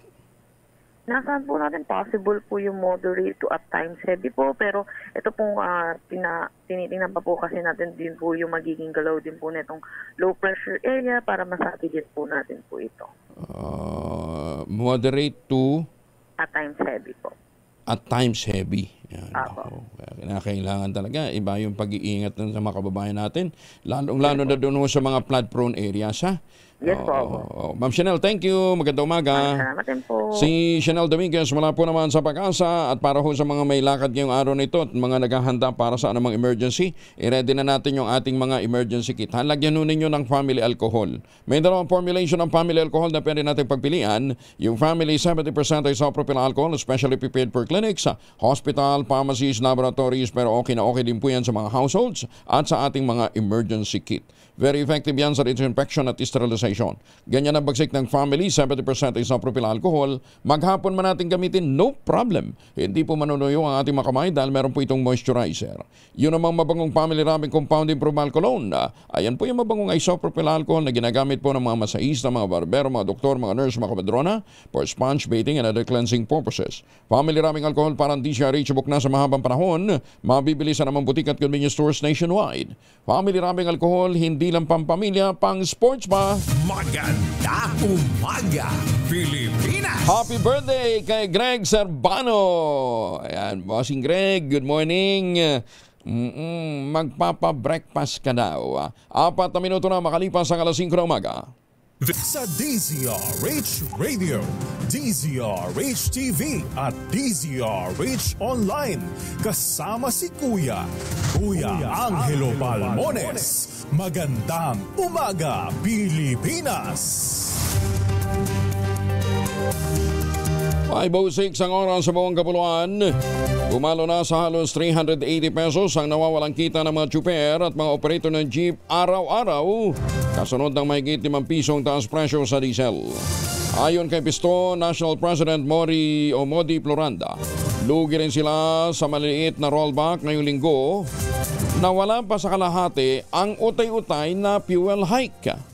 Sa loob po ng isang taon, mula po ng January ng 2024 hanggang sa kasalukuyan, halos yung nawala na pong kita ng ating mga driver at operator ay umabot na po ng 15,000. May karasan po tayo na nagro-rollback halimbawa ngayon dahil sa susunod na linggo naman ay tataas naman. Ganun po yung paglalaro ng oil company sa atin Kaya malaki talagang question Oo nga naman. Higit ni Floranda, hindi pagrepaso kundi pagbuwag na ang kailangan sa Oil Deregulation Law dahil lubha niya itong nakakaapekto hindi lamang sa sektor ng transportasyon kundi maging sa mga ordinaryong mamamayan. Kinontra rin ng Piston President ang sinabi ng National Center for Commuter Safety and Protection Chair na si Elvira Medina na mas tipid sa langis ang mga modernong jeep. Propaganda lamang yan nung nasa modernization. Dahil kung titingnan po natin, mismo yung announcement ng mga nag-modernize ay nakaka-60 liters sila per day. Kaya ibig sabihin niya, mas malaki po yung consume nila sa ating mga traditional jeepney. Ang jeepney po natin ay 30 liters per day na pareho ng haba ng biyahe. Kung sila 12 to 16 hours, 12 to 16 hours din, di hamak na mas mababa po yung sa traditional jeepney. Yung consume sa usapin ng fuel. Mas malaki po ang consume ng mga minibus kasi 60 liters per day po yung kanilang consume. Naimbang nabigan sa ating mga kababayan dyan po sa Batak. May alok na pisong discount sa kada litro ng krudo ang ilang mga fuel companies para sa public utility vehicle driver. Ayon sa Department of Energy, pumayag ng Petron, Caltex, Shell at Clean Fuel na magbigay ng pisong diskwento sa mga PUV drivers para paganin ang epekto ng nagdaang price hikes. Giniit ng OIC na Department of Energy na si Secretary Sharon Garin, humingi na sila ng tulong sa mga kumpanya ng gas dahil hindi naman anya nila tuluyang makontrol ang oil prices. Samantala, meron ding alok na promo discount ang naturang mga kumpanya para naman sa mga pribadong motorista bilang bahagi ng kanilang loyalty program. Magandang umaga, Pilipinas! Nabudol nga ba tayo sa 2025 budget? At anong inaasahan natin o anong pwedeng gawin para wag nang mangyari ito muli para po sa pagtalakay ng 2026 budget? Sapat na ba yung sinasabing pagkakaroon ng live streaming sa talakayan ng ating pambansang pondo? Kasama natin ang nagtapos din sa kanyang termino bilang mayor ng Hagna, si Dr. Joseph Ranyola ng Center for National Budget. Hindi na mayor. Dr. Joseph Ranyola, JR, magandang umaga po sa inyo. Doc JR. Malo, nawawala si Dr. Ranyola. Ayan ha. Oo. Alam mo ninyo, hindi na ho tumakbo si Mayor JR Mayor JR. Yeah, good morning. Magandang umaga, Congressman Palmones. Ayan, Angelo na lang po, boss. Anyway, kumusta mo kayo ngayon? At sabi ko hindi na kayo tumakbo uli para sa pagka... Bakit nga pala? Ba't na hindi kayo tumakbo? Di ba usually pagka last termer ang isang mayor, after 2 terms kayo, yung last term kadalasan wala nang kalaban yan. Hindi na nilalabanan. Mayor. Unang-una, talaga namang ang first love natin, ang ating advocacy sa national budget. And kaya din naman po ako pumasok sa LGO dahil gusto ko rin maintindihan lalo ang dynamics ng budget naman sa local. Dahil yan ay part naman sa national budget dahil gusto natin talagang mahimay din at maintindihan. At I feel na understand na natin fully. So I guess babalik tayo para makatulong at magamit ang ating konting experience, no? Para sa pag-understand pa better ng ating national budget, lalo na nakita naman natin na medyo hindi maganda, nagiging worst, palala ang ating national budget, Congressman. Oo. Doc JR, siguro dito muna tayo sa Hagna. Gaano karami ho ba ang botante ng Hagna? Nasa 22,000 lang. 22,000. Okay, 22,000. Bakit ang balita namin gumastos ang mga politiko doon this last election na hindi na nila kalaban si Mayor JR, gumastos pa rin ng 2,000 hanggang 3,000 per voter? Bakit? Yun ang nakaka-sad sa pangyayari, no? Dahil ang Hagna hindi kilala na pera-pera. In so many elections na experience ko doon na talagang lang, yung inarayan ang tawag noon, no? It's just a very, very parang token lang. Pero lately, siguro sa ambisyon, siguro gusto talaga manalo at ipanalo, kaya nanigurado para mapanalo yung sarili niya, no? And nakakapagtaka nga noon, kahit ako na di ko naintindihan na paano kaya siya nakakuha ng ganung pera, no? And I think unless ang morales doon, paano kaya niya bawiin yun? Precisely. Paano kaya bawiin? Kasi kung 20,000 lang ang mga ang botante mo, gaano lang ang ira nun? Ang ira, ano na yan, Pang? Gaano lang ang ira? Magkano bang ira ng Hagna? Well, first of all, ang budget sa Hagna, kasama na ang ira, ay nasa 250 million. Ito, kasalukuyan. 250 million. Okay. 250 million. Ngayon, ilagay mo na at talagang with authority ito, with authority ito. Kung talagang balasubas ka at medyo wala ka talagang pakialam, no? Ang nakukuha kong savings almost every year, no? Nasa about, sabihin na natin na about mga 30 million. 30 million.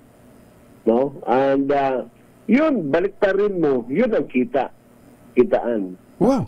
So 30 million ang savings nyo? Hindi, gumastos ng 60 million more or less. Doon lang sa, hindi pa pangangampanya, pang vote buying lang. Mahina, I believe yung kanyang ginastos, mahina, mga 30 million din. Oo, sa nakita. Wow. 30 million.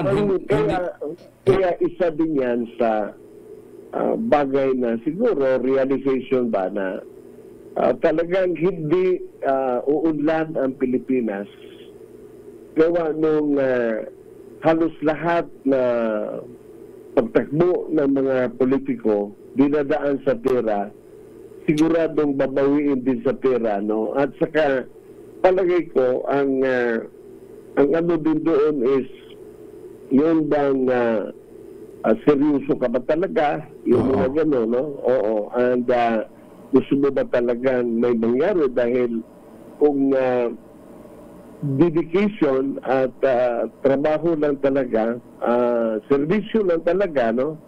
Hindi ka kailangan gumastos. At isa pa doon na palagay ko, dapat talaga isa pa yan na mahinto sa Pilipinas yung ganung klase. Ang dapat mangyayari parang sa Cebu. di ba? Oo. Anyway, si Mayor JR, ako ho, sigurado ako hindi ito nag-vote buying nung manalo sa first at saka second term niya.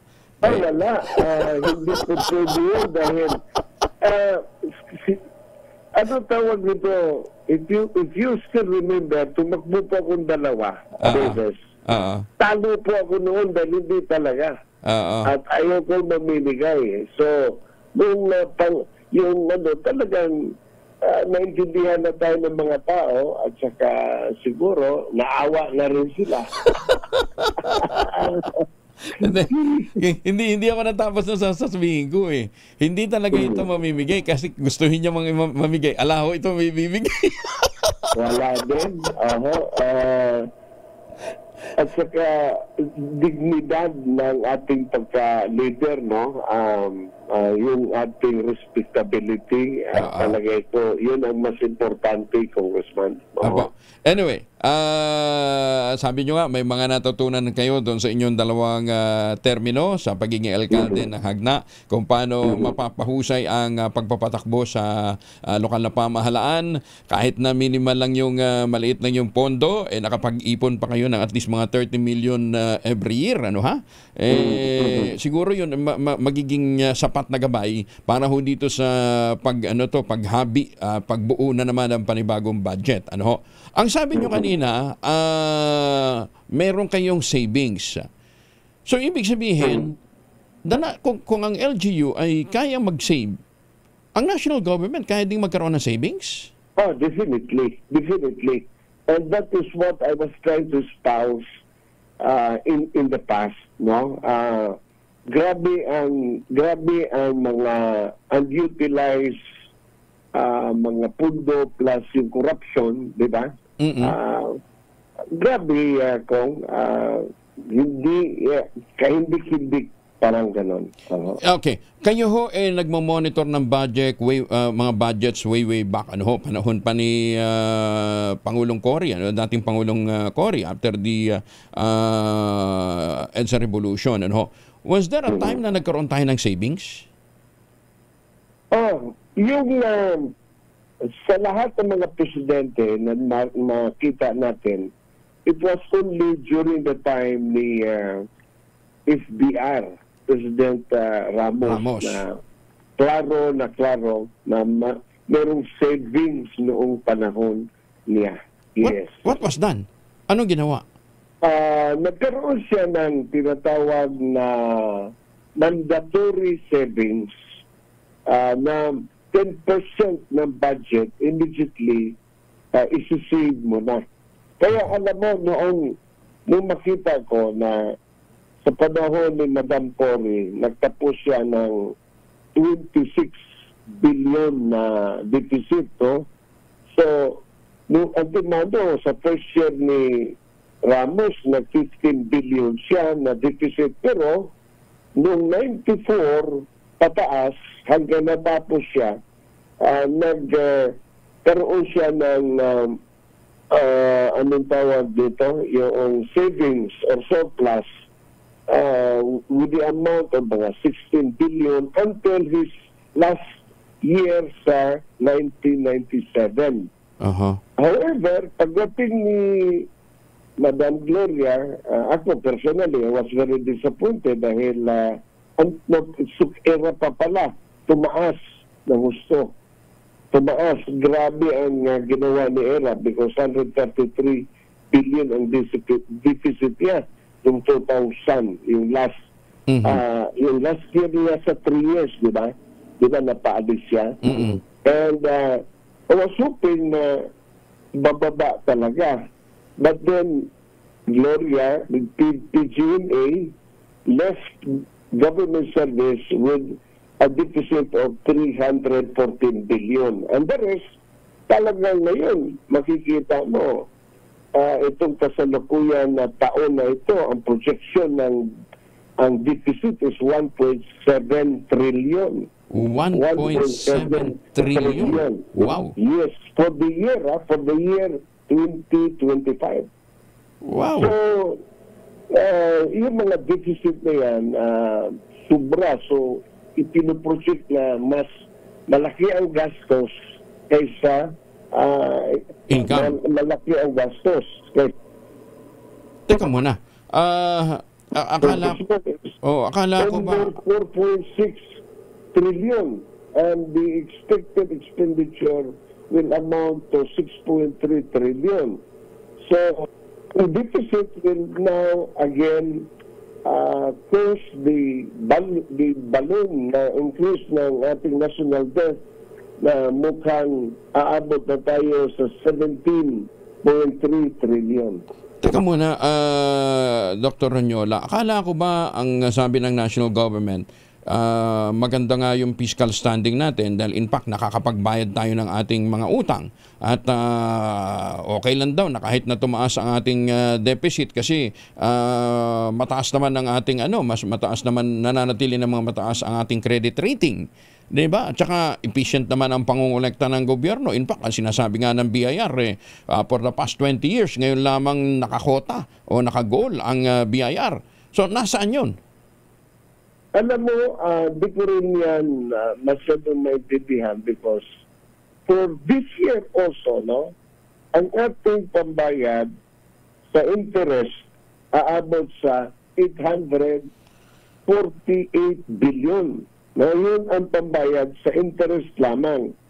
And ang pambayad sa principal amortization ng ating utang ay naka-allocate ng 1.2 trillion. So, yung sinasabi nila na may bayaran na ako, hindi ko alam kung ano ang bus basis nila doon.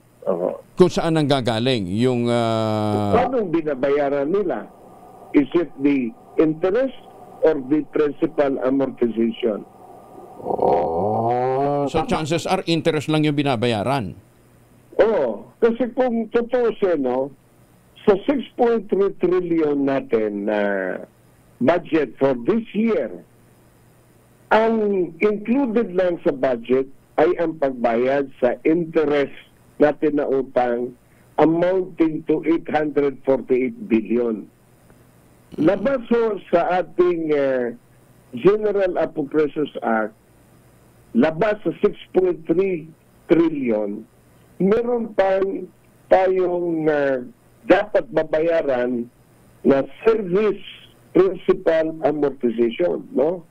Which will cost the government 1.2 trillion. Yun po ang so kung nabayaran nila ang 1.5 trillion, meron pa rin natitira yung mga ganon. So nagbayad What about yung principal amortization in the past? Noong last year, 1.2 trillion din. So para ang lumalabas, nagbayad tayo ng interest, mangungutang tayo ng panibago to cover the deficit. Yes, that is the reason why anong tawag nito ang ating borrowing last year umabot din sa 1.2 trillion. Wow. Teka muna, okay lang naman yan. Hindi pa natin alam kung magkano ang uutangin naman sa national government this year.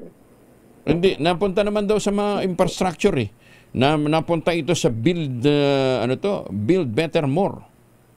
Yes, but then with the expose na ginawa ngayon ng iba ni Mayor Magano na ang ginagawa nila kahit sa aming bayan, nakikita ko doon yung mga kalukuhan. Alam mo, nakaka-surprise na gusto.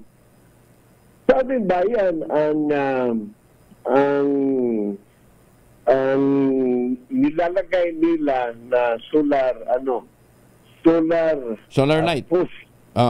Solar post na lights, nasa 180,000 per post.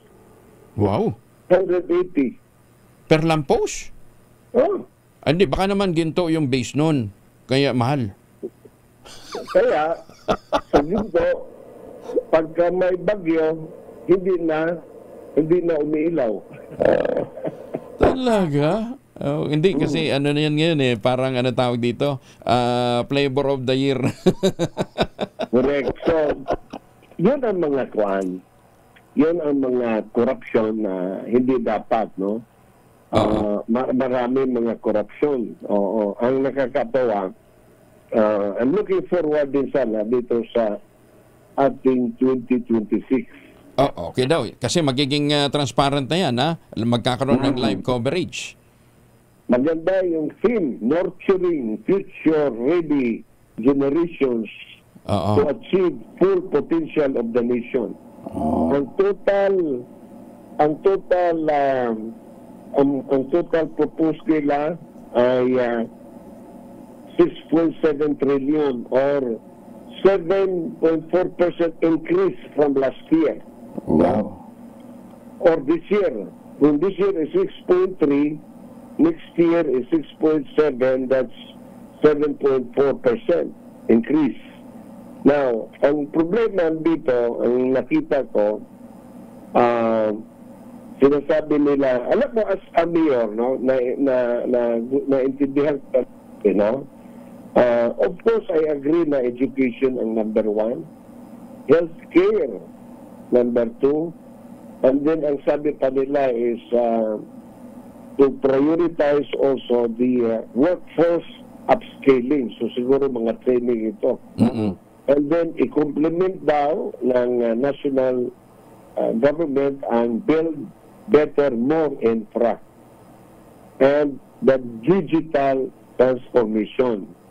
And then i-integrate din daw nila ang climate and disaster resilience at saka social protection and the devolution of basic services to LGUs. And then lastly, ituloy din raw nila yung 3-year rolling infra program or TRIP at saka program convergence budgeting or PCB. Now, sa habang hinihimay ko to, ang unang kagad sagot ko, nasaan ang agriculture?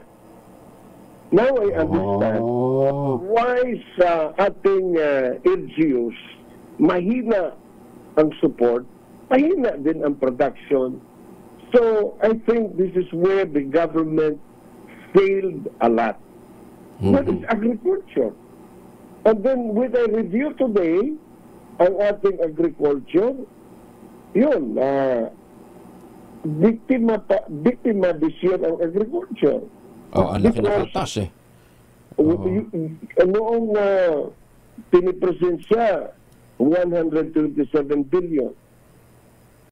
Nung na-approve siya, 124 billion. Napakaliit na amount, tinanggalan mo pa ng 3 billion.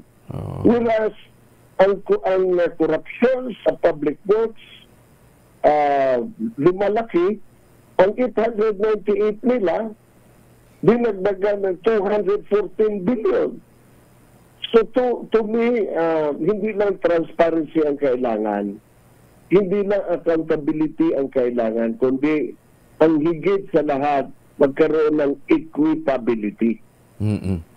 Equitability. So, palagay ko, para sa atin, yung ating bigas, aabot pa rin yan sa presyo na di natin kaya. In Hagna, during my term, I am very proud to share with you, Congressman, na sa aming buyback program, nakapagbenta kami ng aming bigas ng 29 pesos per kilo. Wow! Even prior to the 20 pesos, ha? May 29 pesos na kayo. Bagaling. Anyway, Mayor, Dr. Aranyola will be in touch again. Lalong-lalo pat marami kailangan maintindihan ng publiko sa budget. Pero ang sinasabi ho nga ninyo, hindi lang transparency, kundi equitability sa distribution ng pondo ang mahalaga para tayo makasurvive sa challenging times ng kasalukuyang panahon. Dr. Aranyola, again, good luck and congratulations for ending your term with flying colors. Thank you so much, Congressman. Salamat. Si dating Mayor Joseph Aranyola ho ng Hagna, Bohol na nag-iwan ng 30 million pesos na savings kahit maliit lamang ang kanyang ira. Maganda umaga, Pilipinas! Hoy, sa mga taga-barangay Doslian, Batangas! Dahil malakas ang kako makinig sa DZRH, malakas ka rin sa amin. Itoto nyo na ng malakasan ang inyong radyo at makakaina ang matiyempohan ng aming roving reporter na nakikinig o nanonood sa DZRH. Instant, mananalo ka ng malakasang 1,000 pesos sa DZRH Malakas Promo. Hatid sa atin ng kauna-unahang radyo sa Pilipinas, DZRH. Una sa Pilipinas, una sa Pilipino. Barangay 2, Lian, Batangas, alae. Hanapin nyo, tiyempuhan nyo dyan si Sharon Alparo. Wala hong ibang umaaligid dyan na naka-mobile unit ho ng DZRH na hindi gwapo. Yan po ay si Sherwin Alparo. Ayan, ha? Pagka siya ho, na-tiyempuhan yung paikot-ikot yan, ay lakasan nyo ng radyo telebisyon. May bit-bit ho yung pira. Maganda umaga, Pilipinas! May grocery na, may t-shirt pa. 31 na makalipas ang alas 5 ng umaga. Pilipinas! Ay, muli magandang umaga po sa mga suki natin dyan sa lalawigan ng Quezon. Tuloy nyo lang yung pagtatanim ng kakao, ha?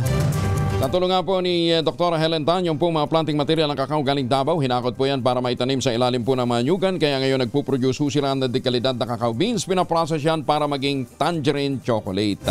Available sa 0919-095-5935. May mahigit 10 variants yan, ha, ng mga raw material ay galing din po sa ani ng ating mga magsasaka.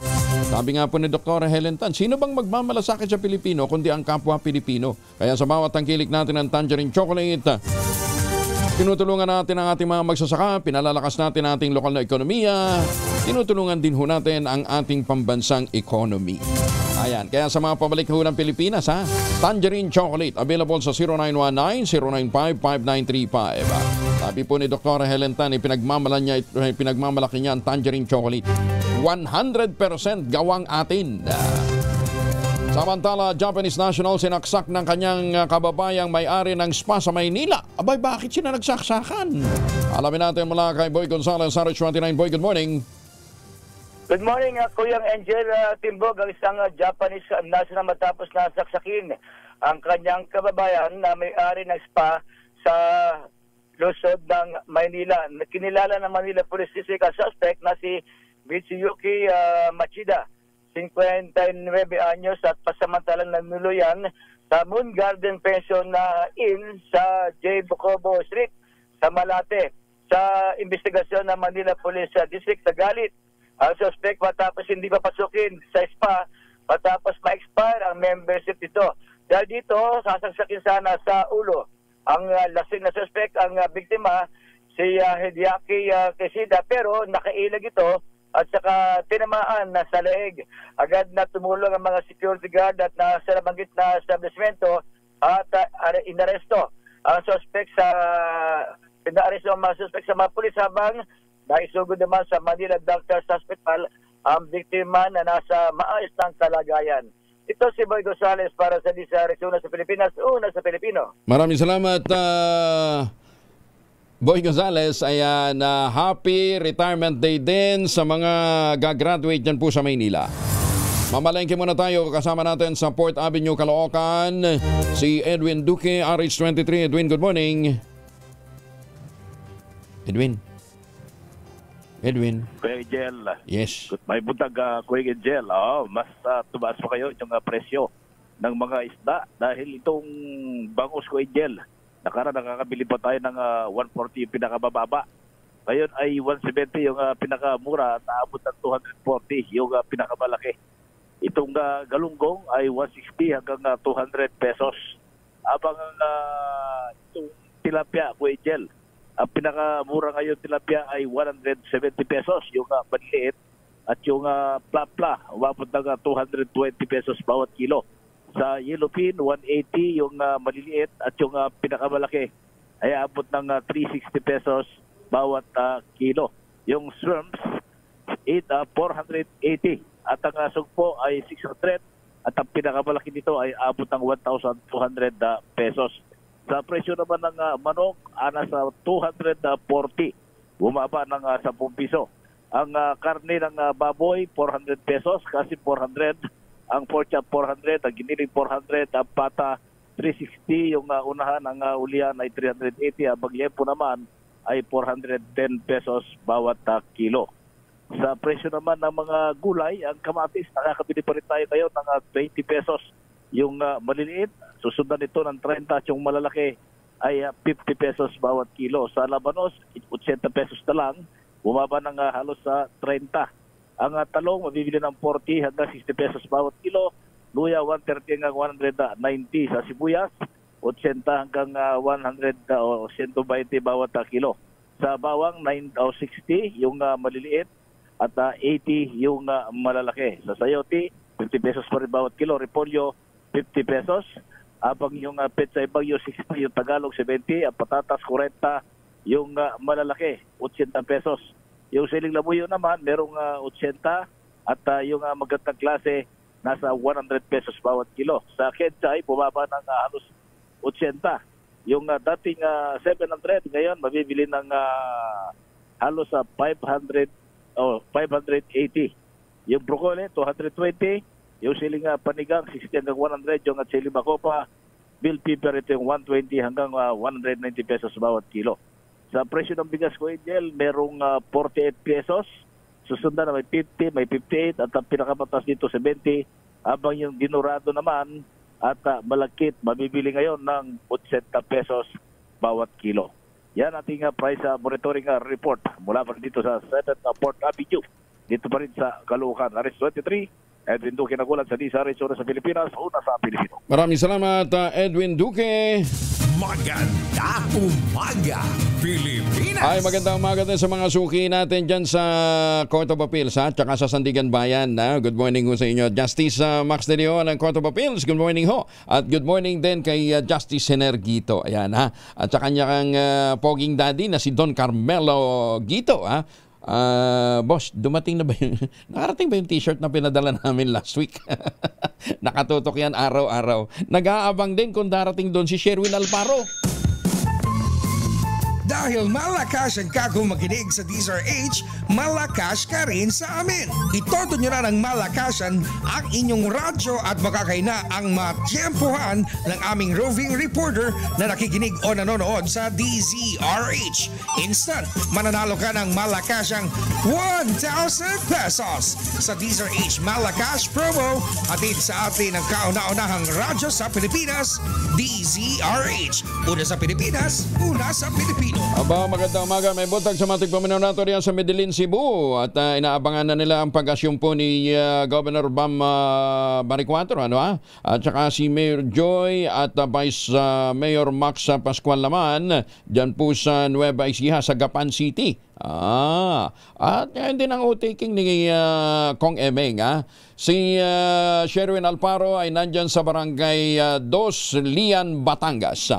Sherwin, Yes, magandang umaga Kuya Angel dito nga sa napakagandang bayan ng Lian dito sa Batangas. Natunto natin ang isa sa ating mga tagapakinig na natira dito sa Barangay Dos. Ito ha, napasok tayo sa kanilang bahay at kita mo naman, probinsyang-probinsya. Ako, may radyo. Naka-radyo, magandang umaga po. Tuloy lang tayo. Ito sa kanilang tahanan. Ay, magandang umaga tatay. Pangalan niyo po? Leoncio Leano. Tatay Leoncio. Leoncio. Oo, tatay. Palagi kayo nakatutok sa radyo. Sino kanyang radyo? Ano? DZRH. DZRH. At sino paborito yung announcer pag umaga sa DZRH? Angelo Palmones at Deo Macalma. Naku, Angelo Palmones at Deo Macalma pa. Ito, meron kang 1,000 pesos. Para sa iyo, tatay. Ano mo sasabi mo? Salamat po. Naisipan mo bang makakarating dito sa DZRH? Ako nakapagbayaan din eh. Akala ko naabang ako ng tinapay. Bibili ng pandihan. Tinapay ang inaabangan pero pera ang dumating. Pera ang dumating. Pantakin mo, pandisa lang inaabangan. Pero syempre bukod sa pera may kasama pa yung DZRH Grocery.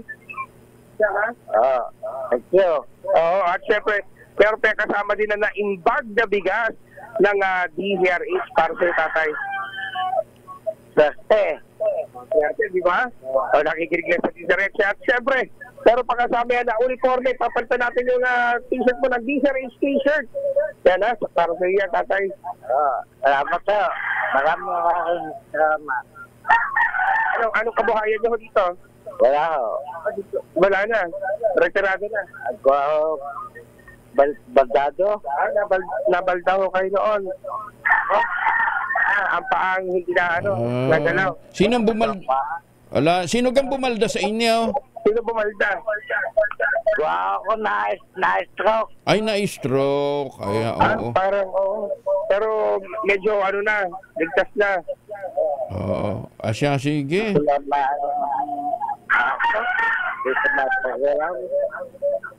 Yun, nag-e-echo-echo. Nag-e-echo tayo. Alam na nagbibigay ka ng pera, Sherwin. Ayan, okay na. Naku, kaya naman, napakaswerte. Pero pandisa lang ang inaabangan. Pera ang dumating dito kay Tatay Leoncio. Salamat po. At maraming salamat sa DZRH. Ayan, thank you. Maraming salamat din po sa inyo, Tatay Leoncio. Sa mga nais manalo ng 1,000 pesos sa akin butok sa DZRH, baka kayo na susunod nating winner sa DZRH Malacash from RH number 6, Sherwin Battle para DZRH. Una sa Pilipinas, una sa Pilipino. Maraming salamat, Sherwin. At magandang umaga din sa mga taga-Talisay, Batangas. Mayor Senny Mendoza, good morning. Tutok lang, tutok na sa DZRH Radio, DZRH Facebook, DZRH YouTube, at DZRH TV. Baka ikaw na ang susunod na winner sa DZRH Mas Malacash Promo. 46 na makalipas ang alas 5 ng umaga, oras na para tayo po naman ay mag-ultamayo. Ano nga bang ultamayo? Ito po ay postbiotic with Lactococcus lactosерine plasma. Doon po ito sa mahabang clinical trial dyan po sa Japan. Hindi testimonial, hindi kwento kutsero. Human clinical trial. Ang bawat kapsula ng ultamayo ay nagtataglay ng 50 billion cells ng Lactococcus lactosерine plasma. Kaya po napaka-potent po nito na pagpasok po sa ating sistema, ina-activate po yung PDC, yung plasmacytoid dendritic cell, yung po yung tinatawag na commander ng ating immune system. At nagtataboy ng mga toksin sa ating katawan habang tayo po ay natutulog. Ilan lamang yan sa mga benepisyo ng ultamayo, nakatutulong din po yan para ma-achieve natin ang magandang tulog. Pag magandang tulog, syempre magandang gising. Pag magandang gising, nalalabanan natin ang puyat, pagod at stress. Para po sa karagdagan pang mga katanungan, i-text lamang po ninyo ang 0917-110-6580. Ang ultamayo po ay rehistrado sa Food and Drug Administration, halal certified. Available po ito sa Southstar Drug, Mercury Drug, HB1 Plus Pharmacy, John's Pharmacy, Amesco at Curamed. Pero wag natin kalimutan, ang ultamayo po ay hindi gamot at hindi dapat gamitin panggamot sa anumang uri ng sakit. Open pa rin ho yung ating 10% discount. Punta ho kayo sa ultamayo.shop, i-scan po ninyo yung QR code. Gamitin ninyo ang code na Kuya Angel to avail of 10% discount. Maganda umaga, Pilipinas! Kasendo, sandali lang, 47 na makalipas ang alas 5 na umaga. Pagdating sa mga taga-Binangonan ng Rizal, tuloy ho yung alok sa atin ng St. Monique Ballet, the most prestigious project yan po sa Binangonan ng Rizal. Tingnan ho ninyo yung kanilang townhouse model na Bianca. 2-story townhouse yan with balcony na meron 2 hanggang 3 bedrooms. Pwede nyo ma-avail through Pag-ibig Financing at less than 20,000 pesos a month. 30 years to pay. Tawag na sa 0917-719-7908 para po sa karagdagang detalye. Yan po yung luxurious living but affordable housing. Paggising ho ninyo, malamig na simoy na hangin at magandang tanawin, yan pong susalubong sa inyo, yan po sa St. Monique Ballet. At kung ngayon pa ho kayo bibili, may chance pa ho kayong manalo ng brand new Honda Click. Maganda umaga, Pilipinas! Kaya lang, ang mga magsasaka, kawawa naman. Hanggang ngayon pala, ang bilihan pa rin ng palay na basa ay 9 to 10 pesos per kilo. Kasendo, magandang umaga. Angel, magandang umaga. May programa na ang DA.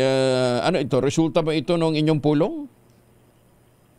Yung programa kasi ng NFA, ang problema natin is maliit lang porsyento ang binibili nila. No? Kasi ang budget na naiwan is nasa 5 billion pesos. So, around ang inano is 100 bag per hectare ang bibilihin. Oo, yun ang programa nila. So, ito is equivalent to around at 24 pesos ang dry na bibilihin nila. So, around 42,000 hectares lang ito. Ganun lang kaliit? Oo, ganun kaliit lang, no, yung budget nila. Ang problema is yung harvest natin is 2.4 million hectares. No? So, wala pang 2% ng total harvest natin itong bilhin season. Oo, maliit. So, hindi makakatulong yun. Yun ang sinasabi natin. Kaya, majority pa rin, ang mga farmers kasi bumibili yung yung binibenta, no, is yung fresh harvest. Majority yan. Kasi wala naman pantuyuan yan eh.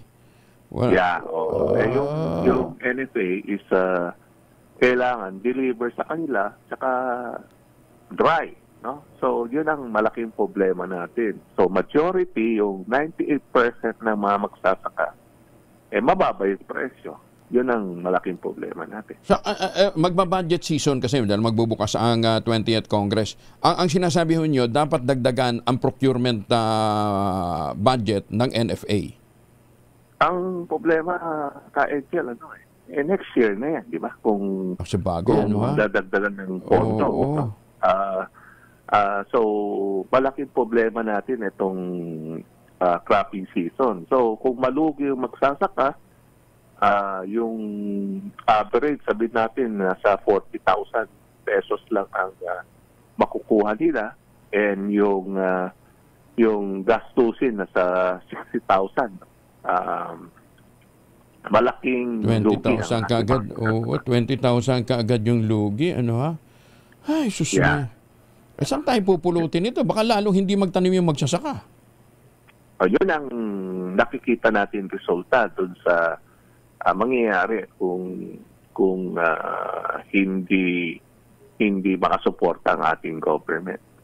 Ay, naku. Sana nga, Kasendo, matuloy yung inyong mga pulong para makapag-usap po kayo at magkaroon ho ng immediate solution dito ho sa inyong binabanggit na problema. In the meantime, thank you for joining us. Maraming salamat po, Kasendo. Good morning. Thank you, Angel. Magandang umaga.